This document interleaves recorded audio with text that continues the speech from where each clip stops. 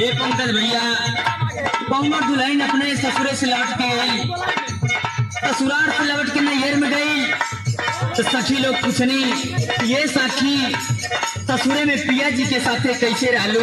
तो दुल्हनिया बतावतिया का बतावत काले बा, अरे सुना सखी मोरी गवने के रतिया, सुना सखी मोरी गवने के रतिया, तैया घूंघट उठाई दियो ना।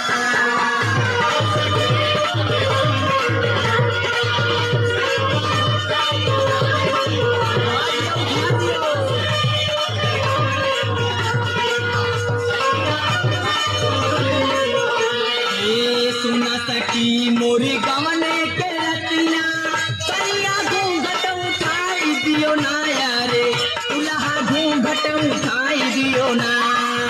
मारे सारा मोहे लाज लगे तब, मारे सारा मोहे लाज लगे तब, थोड़ा में कस के दबाई दियो ना।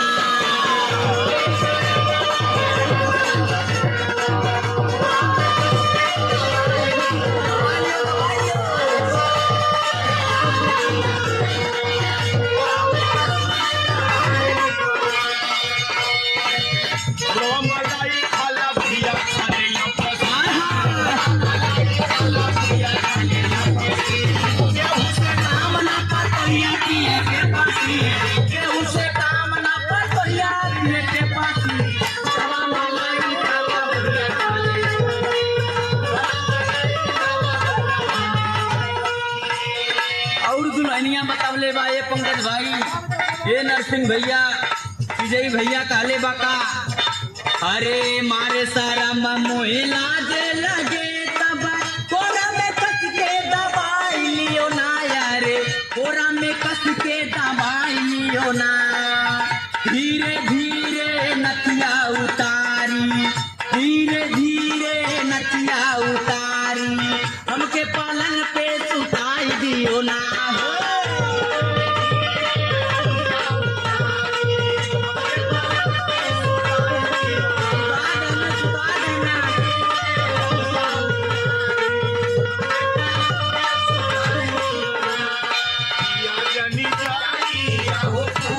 जिया जिया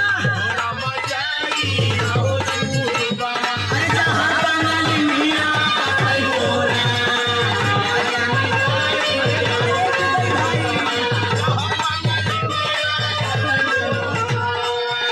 आगे सखी पूछत नहीं कि सखी और बतावा का भेल, बड़ा निक लागत बा बतावत हूँ।